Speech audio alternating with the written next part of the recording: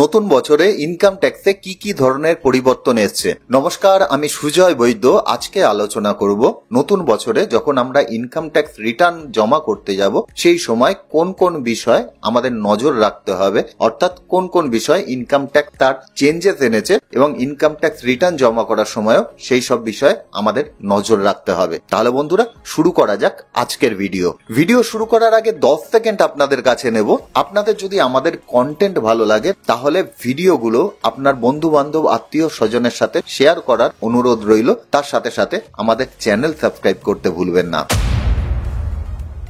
1 নম্বর হলো income tax slab rate. Income ট্যাক্সের slab রেটে কিন্তু একটা বড় পরিবর্তন এসছে, আমরা প্রত্যেকেই কম বেশি জানি। তা আমি এখানে স্ক্রিনে দিয়ে রাখবো কি কি পরিবর্তন এসছে। প্রথমত, ওল্ড যে ট্যাক্স রেজিম ছিল সেখানে কিন্তু আমাদের কোনো ধরনের কোনো পরিবর্তন আসেনি, যেরকম যেটা ছিল সেরকমই কিন্তু আছে। নিউ ট্যাক্স রেজিম নিয়ে গভর্নমেন্ট একটু নাড়াচাড়া করছে, কেননা গভর্নমেন্ট নিজেও চাইছে জানি সব মানুষ আস্তে আস্তে নিউ ট্যাক্স রেজিমের মধ্যে চলে আসে। এর আগে পর্যন্ত আমরা দেখতে পাচ্ছিলাম যে নিউ ট্যাক্স রেজিমে আমাদের 3 লাখ টাকা পর্যন্ত কোনো ট্যাক্স পেমেন্ট করতে হচ্ছিল না। এই বছরও কিন্তু সেটা 3 লাখ টাকাই রয়েছে।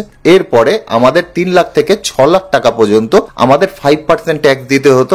এই বছর কিন্তু 3 লাখ টাকা থেকে 7 লাখ টাকা পর্যন্ত আমাদের 5% ট্যাক্স দিতে হবে। এছাড়াও আগের বছর 6 লাখ টাকা থেকে 9 লাখ টাকা পর্যন্ত আমাদের 10% হারে ট্যাক্স পেমেন্ট করতে হতো। এই বছর সেটা কিন্তু 7 লাখ টাকা থেকে 10 লাখ টাকা পর্যন্ত আমাদের 10% হারে ট্যাক্স পেমেন্ট করতে হবে। এছাড়াও আগের বছর 9 লাখ টাকা থেকে 12 লাখ টাকা পর্যন্ত 15% ট্যাক্স পেমেন্ট করতে হতো। এই বছর সেটা কিন্তু 10 লাখ টাকা থেকে 12 লাখ টাকা পর্যন্ত আমাদের 15% ট্যাক্স পেমেন্ট করতে হবে। এছাড়াও আগে 12 লাখ থেকে 15 লাখ টাকা পর্যন্ত আমাদের 20% হারে ট্যাক্স পেমেন্ট করতে হতো। এবছরও কিন্তু 12 লাখ থেকে 15 লাখ আমাদের 20% হারে ট্যাক্স পেমেন্ট করতে হবে। এই স্ল্যাবে কোনো ধরনের কোনো চেঞ্জেস আসেনি। এছাড়াও 15 লাখের ওপরে আমাদের 30% আগেও ট্যাক্স পেমেন্ট করতে হতো, এখনো কিন্তু আমাদের 30%ই ট্যাক্স পেমেন্ট করতে হবে। 2 নম্বর হলো ক্যাপিটাল গেনের ট্যাক্স রেটের চেঞ্জেস। ক্যাপিটাল গেনের স্ল্যাব রেটের মধ্যেও একটা বড় সড় পরিবর্তন কিন্তু এসছে। শর্ট টার্ম ক্যাপিটাল গেনের ক্ষেত্রে এর আগে আমাদের 15% ট্যাক্স পেমেন্ট করতে হতো, যেটা কিনা আগামী বছর থেকে আমাদের 20% হারে ট্যাক্স পেমেন্ট করতে হবে। এখন অনেকের মনে প্রশ্ন জাগতে পারে যে আগামী বছর থেকে এটা লাগু হবে নাকি আগামী বছর থেকে এই ট্যাক্স পেমেন্ট করতে হবে। এই নিয়মগুলো কিন্তু অলরেডি লাগু হয়ে গেছে।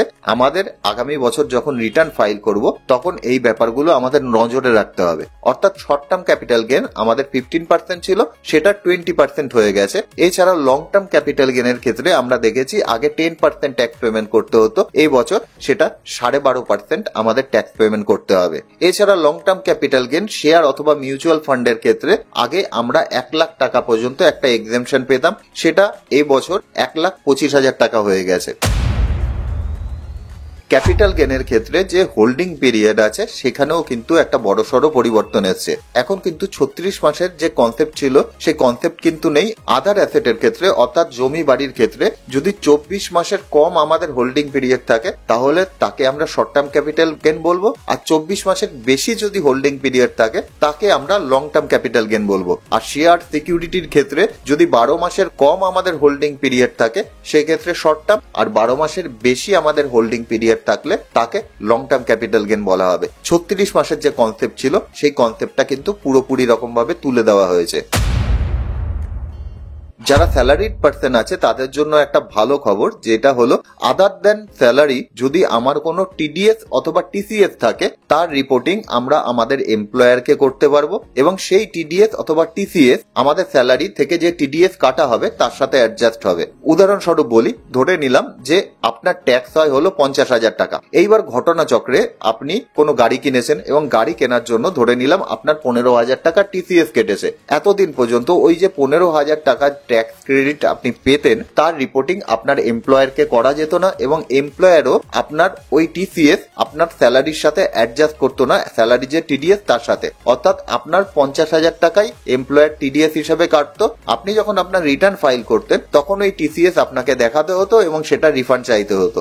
এখন আপনি আপনার টিসিএস যদি কাটা হয় অথবা অন্য কোনো জায়গা থেকে কোনো ধরনের টিডিএস যদি কাটা হয় সেক্ষেত্রে আপনার অফিস যে টিডিএস কাটবে তার সাথে সেটা অ্যাডজাস্ট করতে পারবেন। অর্থাৎ অর্থাৎ আপনার এমপ্লয়ারকে যদি এখন আপনি বলে রাখেন যে আমার 15,000 টাকা আপনার টিসিএস কেটেছে, তাহলে আপনার কাছ থেকে যে 50,000 ট্যাক্স কাটতো অর্থাৎ টিডিএস কাটতো, সেখান থেকে 15,000 টাকা মাইনাস করে বাকি যে 35,000 টাকা পড়ে থাকবে তার উপরে কিন্তু আপনার এখন টিডিএস কাটা হবে। লাক্সারি প্রোডাক্টের উপর এখন থেকে কিন্তু টিসিএস কাটা হবে। লাক্সারি প্রোডাক্ট বলতে 10 লাখের উপরে আমরা যদি কোনো লাক্সারি প্রোডাক্ট কিনে থাকি, এতদিন পর্যন্ত আমরা দেখতাম যদি কেউ গাড়ি কেনে সেই ক্ষেত্রে ওই গাড়ির ক্ষেত্রে 1% টিসিএস কাটা হতো, কিন্তু এখন থেকে অন্য কোনো ধরনের লাক্সারি প্রোডাক্ট যদি কেনা হয়, ধরে নিলাম কেউ কোনো গুজির ব্যাগ কিনেছে, এখন গুজির ব্যাগের কথা আমরা প্রত্যেকেই মোটামুটি এরকম ভাবে শুনেছি যে খুব এক্সপেন্সিভ হয়, এবং সেই সব ব্যাগের দাম যদি কোনো কারণে 10 লাখ টাকার উপরে চলে যায়, তাহলে কিন্তু তার উপর টিসিএস কাটবে ওই কোম্পানি, এবং টিসিএস কেটে সেটা ইনকাম ট্যাক্সের ঘরে জমা করবে। যখন আমরা আমাদের রিটার্ন জমা করব তখন তার সাথে সেই টিসিএস অবশ্যই আমরা অ্যাডজাস্ট করতে পারবো। এতদিন পর্যন্ত এটা খালি গাড়ির ক্ষেত্রে অ্যাপ্লিকেবল ছিল, এখন কিন্তু যে কোনো লাক্সারি প্রোডাক্টের ক্ষেত্রে এই জিনিসটা অ্যাপ্লিকেবল হবে যদি সেই প্রোডাক্টের দাম 10 লাখ টাকার উপরে যায়। স্যালারিড পার্সনরা যদি তাদের রিটার্ন ওল্ড ট্যাক্স রেজিমে জমা করেন, সেই ক্ষেত্রে আমরা জানি 80C-তে 1.5 লাখ টাকা পর্যন্ত একটা ডিডাকশন নেওয়া যায়, তার সাথে 80CCD-1-এও একটা 50,000 টাকার এক্সট্রা ডিডাকশন আমরা নিতে পারি। সেই যে নিয়ম আছে সেটা কিন্তু পুরোপুরি রকম ভাবে অপরিবর্তিত রয়েছে। এর সাথে সাথে 80CCD-2-তেও স্যালারিড এমপ্লয়াররা আলাদা একটা ডিডাকশন পেতে পারে যদি এমপ্লয়ার তার এনপিএস-এ কোনো ধরনের কোনো কন্ট্রিবিউশন করে থাকে। এক্ষেত্রে এতদিন পর্যন্ত যে কোনো এমপ্লয়ি তার বেসিক স্যালারি 10% পর্যন্ত 80CCD-2-তে তার ডিডাকশন ক্লেম করতে পারত। এখন গভর্নমেন্ট বলছে যে 80CCD-2 যে 10%-এর যে ডিডাকশন আছে সেটাকে বাড়িয়ে 14% করে দেওয়া হয়েছে। কেউ যদি চায় এবং তার এমপ্লয়ার যদি সেখানে কন্ট্রিবিউট করে, সেক্ষেত্রে তারা 14%ও ডিডাকশন ক্লেম করতে পারে। ওল্ড ট্যাক্স রেজিম এবং নিউ ট্যাক্স রেজিম দুটো ক্ষেত্রেই এতদিন পর্যন্ত আমরা স্যালারিড পার্সনদের ক্ষেত্রে একটা স্ট্যান্ডার্ড ডিডাকশনের সুবিধা দেখতে পেতাম। এক্ষেত্রে 50,000 টাকা করেই ওল্ড ট্যাক্স রেজিম এবং নিউ ট্যাক্স রেজিম যেখানেই ফাইল করা হোক না কেন, এই দুটো রেজিমেই ছাড় পাওয়া যেত। ওল্ড ট্যাক্স রেজিমে এখনো যে স্ট্যান্ডার্ড ডিডাকশনের বেনিফিট আছে সেটা 50,000ই রয়েছে, কিন্তু নিউ ট্যাক্স রেজিমে যে 50,000 টাকা স্ট্যান্ডার্ড ডিডাকশন রয়েছে সেটাকে বাড়িয়ে 75,000 টাকা করে দেওয়া হয়েছে। এছাড়াও কেউ যদি ফ্যামিলি পেনশন পেয়ে থাকে, সেক্ষেত্রে এতদিন পর্যন্ত দেখতাম যে 15,000 টাকা একটা স্ট্যান্ডার্ড ডিডাকশন পাওয়া যেত, এখন কিন্তু সেই 15,000 টাকা বাড়িয়ে 25,000 টাকা পর্যন্ত করে দেওয়া হয়েছে। ফ্যামিলি পেনশন সম্পর্কে কারো যদি খুব একটা ধারণা না থাকে, সেক্ষেত্রে বলে দিই, কোনো হাজবেন্ড ওয়াইফ যদি গভর্নমেন্ট সার্ভিস করে থাকেন এবং ধরে নিলাম তাদের দুজনের মধ্যে যে কোনো একজনের মৃত্যু ঘটেছে, সেক্ষেত্রে দেখা যাবে যে হাজবেন্ড আছে সে তো তার নিজের পেনশন পাচ্ছে, তার সাথে সাথে দেখা গেল তার ওয়াইফের যদি মৃত্যু ঘটে থাকে দুর্ভাগ্যবশত, তাহলে তার ওয়াইফের যে পেনশন আছে সেই পেনশনের একটা ভাগও কিন্তু উনি পাবেন। ওয়াইফের পেনশন যে উনি পাচ্ছেন এটাকেই কিন্তু বলা হয় ফ্যামিলি পেনশন। এবং আপনার যখন ইনকাম ট্যাক্স রিটার্ন জমা করবেন সেই সময় অবশ্যই মাথায় রাখবেন যে ফ্যামিলি পেনশন আপনাকে কিন্তু স্যালারি অথবা পেনশনের ঘরে দেখালে চলবে না। ইনকাম ফ্রম আদার সোর্সে ফ্যামিলি পেনশনের আলাদা একটা জায়গা করা রয়েছে, সেখানে আপনাকে ফ্যামিলি পেনশন দেখাতে হবে, তাহলেই কিন্তু আপনি এক্সট্রা 25,000-এর বেনিফিটটা পাবেন। এবং 25,000 টাকা স্ট্যান্ডার্ড ডিডাকশনের যে বেনিফিট, এটাও কিন্তু নিউ ট্যাক্স রেজিমের ক্ষেত্রেই অ্যাপ্লিকেবল। শেয়ার ট্রেডিং এর ক্ষেত্রে যে সিকিউরিটি ট্রানজাকশন ট্যাক্স আছে সেটাও কিন্তু বাড়লো। কেউ যদি ডেরিভেটিভ মার্কেটে ইনভেস্ট করে, সেক্ষেত্রে এতদিন পর্যন্ত তাকে যে এসটিটি পেমেন্ট করতে হতো সেটা ছিল 0.0125%, এখন কিন্তু সেটা বেড়ে 0.02% হয়ে গেছে। এছাড়াও কেউ যদি অপশন ট্রেডিং করে থাকে, সেক্ষেত্রে তাকে এসটিটি পেমেন্ট করতে হতো 0.0625%, এখন তাকে পেমেন্ট করতে হবে 0.1%। ক্যাপিটাল গেনের ক্ষেত্রে কারো যদি লং টার্ম ক্যাপিটাল গেন হয়ে থাকে এবং সেটা যদি জমি বাড়ির ক্ষেত্রে কোন ধরনের ট্যাক্স পেমেন্ট করতে হয়, সেক্ষেত্রে সেই ব্যক্তি ক্যালকুলেশনের সময় ইন্ডেক্সেশনের বেনিফিট নিতে পারত। গভর্নমেন্ট 2024-এর বাজেটের সময় অ্যানাউন্স করে যে ইন্ডেক্সেশনের যে বেনিফিট আছে সেই বেনিফিট কিন্তু তুলে নেওয়া হয়েছে, কিন্তু বিশেষ কিছু ক্ষেত্রে যদি তার প্রপার্টি বাজেটের আগে কেনা হয়ে গিয়ে থাকে, সেক্ষেত্রে সেই ব্যক্তি চাইলে সেই প্রপার্টির উপর ইন্ডেক্সেশনের বেনিফিট অবশ্যই নিতে পারে, কিন্তু সেক্ষেত্রে একটা জিনিস মাথায় রাখতে হবে, তারা কিন্তু আন্ডার সেকশন 54-এর যে বেনিফিট আছে সেই 54-এর বেনিফিট তারা কিন্তু কোনোভাবে নিতে পারবে না।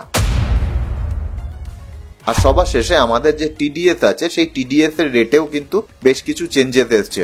যেরকম উদাহরণ হিসাবে যদি বলা যায় যে আগে যে কোনো ধরনের কমিশন এজেন্ট আছে, বিশেষ করে যারা ইন্স্যুরেন্স কমিশন এজেন্ট আছে, প্রথমে তাদের 10% টিডিএস কাটা হতো। বর্তমানে আমরা দেখি তাদের 5% টিডিএস কাটা হতো, কিন্তু 1 এপ্রিল 2025 থেকে তাদের যে টিডিএস এর পরিমাণ হবে সেটা হবে 2%। এই ক্ষেত্রে যারা বড় কমিশন এজেন্ট আছে তাদের একটা সমস্যা তৈরি হতে পারে, তাদের যেহেতু টিডিএস এর পরিমাণ 2% কাটবে, সেই ক্ষেত্রে তাকে কিন্তু নিজের পকেট থেকে বেশ কিছু ট্যাক্স পেমেন্ট করতে হতে পারে। এতদিন পর্যন্ত তাদের যে ট্যাক্স পেয়েবেল থাকতো সেটা দেখা যেত তার টিডিএস এর থেকেই ম্যাক্সিমাম অ্যাডজাস্ট হয়ে যেত, হয়তো সামান্য কিছু পেমেন্ট করতে হতো। কিন্তু এখন যেহেতু 2% তার টিডিএস কাটবে, সুতরাং দেখা যাবে ম্যাক্সিমাম ক্ষেত্রেই যারা বড় কমিশন এজেন্ট আছে তাদের নিজের পকেট থেকে ট্যাক্স পেমেন্ট করতে হবে, এবং সেটাও কিন্তু অনেক সময় দেখা যাবে ডিলে পেমেন্টের জন্য ইন্টারেস্ট পড়ে যাওয়ারও একটা সম্ভাবনা থেকে যায়। এছাড়াও কমিশন এজেন্ট ছাড়া আরো অনেক ক্ষেত্রেই এই টিডিএস এর রেটে চেঞ্জেস হয়েছে। আমি এখানে একটা চার্ট দিয়ে দেবো,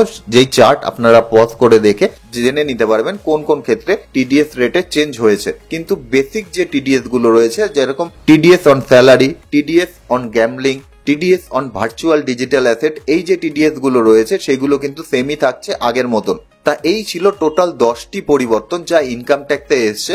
এর সাথে সাথে আরো বেশ কিছু ছোট বড় পরিবর্তন আছে যেগুলো আমাদের খুব একটা ইম্প্যাক্ট করবে না। তা আগামী বছর যখন আপনারা আপনাদের ইনকাম ট্যাক্স রিটার্ন জমা করবেন, অবশ্যই এই 10টি বিষয় আপনার মাথায় রাখবেন। সুজয় বৈদ্য, সাইনিং অফ।